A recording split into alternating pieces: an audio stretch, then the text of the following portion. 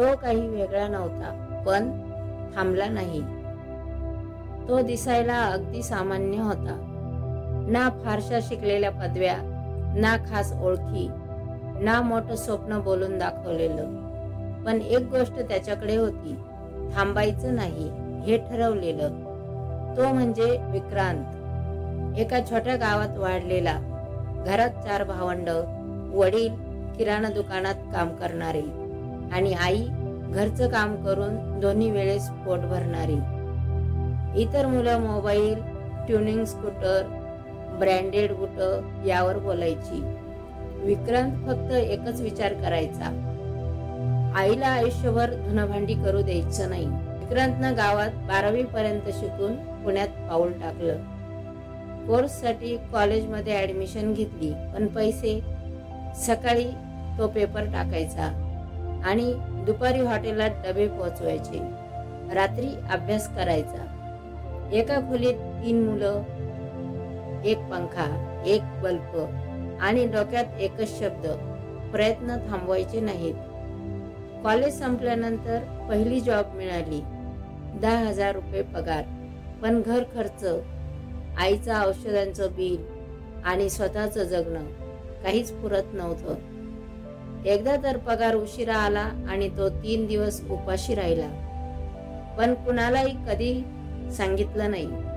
पण मनाशी पक्क ठरवलं, मी तुटलो तरी चालेल, पण झुकणार नाही आणि थांबणार नाही.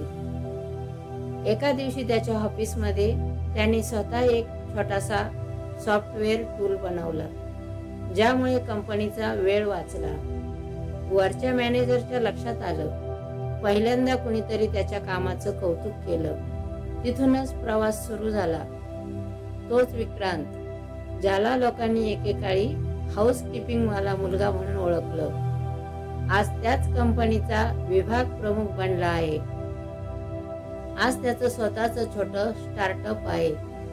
आईसाठी स्वतःचा बंगला घेतला. तीच आई जिला लोक कामवाली म्हणायचे, आज रोज पूजा करून ती देवाला सांगते, माझा मुलगा काही खास नाही, पण थांबला नाही. या कथेतून काय शिकायचं? तुम्ही कोण आहात, कुठून आलात याचा फरक नाही. तुमचं ध्येय काय आहे आणि त्यासाठी किती वेळा उठलात हे महत्वाचं. लोक तुमच्यावर हसतील, दुर्लक्ष करतील, शक्यतो तुमच्या यशावरही विश्वास ठेवणार नाहीत. पण तुम्ही जर प्रामाणिक प्रयत्न करत राहिलात तर तुमचा वेळ येणार. जर आजचा दिवस खडतर वाटत असेल तर हे लक्षात ठेवा, सामान्य लोक असामान्य गोष्टी तेव्हाच करतात जेव्हा ते थांबत नाहीत. उद्या तुमची कहाणी ही कुणाला तरी प्रेरणा देऊ शकते. फक्त आजच्या प्रयत्नात कोणतीही कमतरता ठेवू नका.